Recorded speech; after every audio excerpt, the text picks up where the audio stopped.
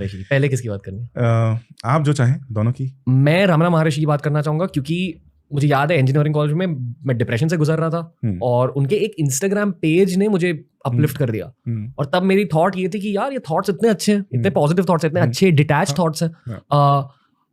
उनका देहांत बहुत पहले हो चुका था, 1950 के लगभग है। उनकी प्रेजेंस तो जो भी तिरुवन्नमलई, जहाँ उनका आश्रम है, रमन आश्रम है अरुणाचल पर्वत के आसपास, वहां तो बहुत लोग कहते हैं कि उनको, और अगर आप बहुत सिद्ध हैं तो हो सकता है आपको दर्शन भी हो उनकी प्रेजेंस, तो ऐसा माना ही जाता है। बीटल्स ने भी उन्हें फॉलो किया था मेरे ख्याल से, मुझे पता नहीं है, पर हो सकता है उनके इंटरनेशनल फॉलोइंग भी बहुत है। हाँ, अक्सर ना काफी सारे जो सिद्ध पुरुष है इनकी तरह इनका इंटरनेशनल फेम ज्यादा है as compare to national fame. मतलब भारत में ही लोग इनके बारे में नहीं जानते। Definitely I am sure Tamil Nadu में जानते होंगे, आप जैसे लोग जानते होंगे, पर अगर आप इंटीरियर यूपी में जाओगे शायद किसी ने उनका नाम सुना भी नहीं है। इसलिए मुझे पॉडकास्ट करने में मजा आता है कि यार हम ये नॉलेज को रेनेसांस कर रहे हैं, पता नहीं क्या कर रहे हैं, रीइग्नाइट कर रहे हैं। तो बताइए रमना महर्षि के बारे में, क्योंकि ऑनेस्टली मुझे भी जानना है। मैंने सिर्फ उनके थॉट्स पढ़े हैं, उनके बारे में ज्यादा कुछ नहीं पता मुझे। तो उनकी कहानी सुनाइए। उनके थॉट्स ही सुनाने लायक हैं, क्योंकि जब उनसे भी लोग प्रश्न करते थे, उनके शिष्य प्रश्न करते थे, आप अपने बारे में कुछ बताइए, वे स्पष्ट मना कर देते थे। उनका कहना था, जब मैं आपको कह रहा हूं कि आप ये शरीर नहीं हो, आप आत्मा हो, और धीरे धीरे आप रियलाइज करोगे आप परमात्मा हो, ब्रह्म हो, तो मैं कैसे शरीर हो सकता हूं। तो अपनी कोई भी संत अपनी बायोग्राफी में अपनी कथा बताने में बिल्कुल भी रुचि नहीं रखता। तो उनकी बातें ही महत्वपूर्ण है। जो मैं जानता हूं कि उन्हें लगभग 8 वर्ष की आयु में ही इतने इंटेंस एक्सपीरियंस हुए, अनुभव हुए, और वह ध्यान करने आ गए अरुणाचल पर्वत के आसपास, और वहीं उन्हें ज्ञान हुआ। तब से वे पूरे जीवन 6-7 दशक वहीं बैठे रहे।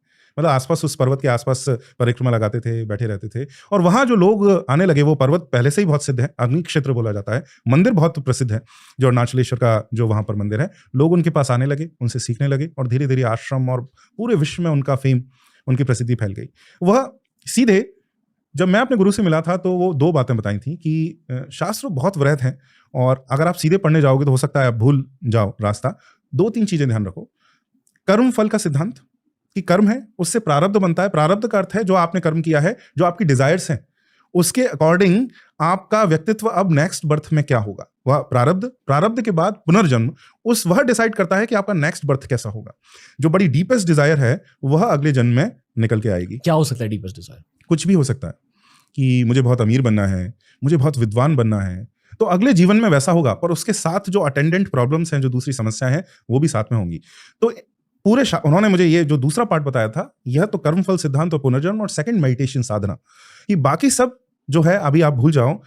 इसको ध्यान में रखो कि पुनर्जन्म होता है कर्म के कारण, और इस चक्र से बाहर निकलना है साधना के द्वारा।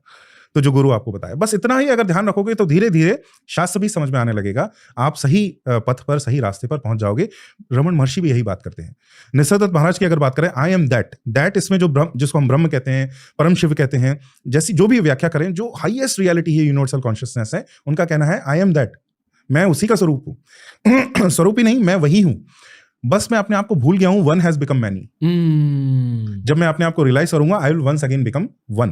तो पूरे उसमें उद्देश्य है। उनका एक बहुत अच्छा ढंग है, उनका एक तरीका है, वो कैसे प्रश्न पूछते हैं, कैसे उत्तर देते हैं। आप कोई भी प्रश्न पूछिए, वो प्रश्न को ही डिकंस्ट्रक्ट कर देंगे, और आपको ये बताएंगे कि तुम जिस चित्तभूमि से, यानी जिस थॉट से क्वेश्चन पूछ रहे हो, वही गलत है।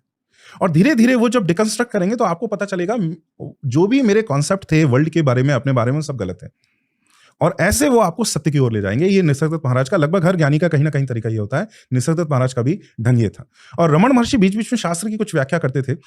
निसर्गदत्त महाराज को पढ़ने के लिए आपको शास्त्र की भी आवश्यकता नहीं है, तो भी आप पूरा धर्म समझ सकते हैं। वह इस स्तर से बात करते थे। क्या कोई भी संत बन सकता है? हाँ बिल्कुल। कैसे? साधना करके, ध्यान करके, दीक्षा लेके। दीक्षा लेने के लिए आपको सबसे पहले, अगर आपकी इच्छा बहुत प्योर है, तो आप कुछ साधन है, जैसे आप प्राणायाम और योग चालू कर सकते हैं। जब आप ये बहुत समय तक करेंगे और आपकी इच्छा बहुत गहरी है, तो ऐसा कहा जाता है शिष्य कभी गुरु को नहीं ढूंढते, गुरु शिष्य को ढूंढते हैं। तो they know where you are and whether that desire is pure और नॉट। ऐसा अगर आपको केवल इतना करना है, अपनी डिजायर को प्योर करना है, आपको गुरु आपको ढूंढ लेंगे, आपको दीक्षा देंगे, और फिर तो पथ आपका एक के बाद एक चालू होता जाएगा, उसमें कोई समस्या नहीं है। अगर आपको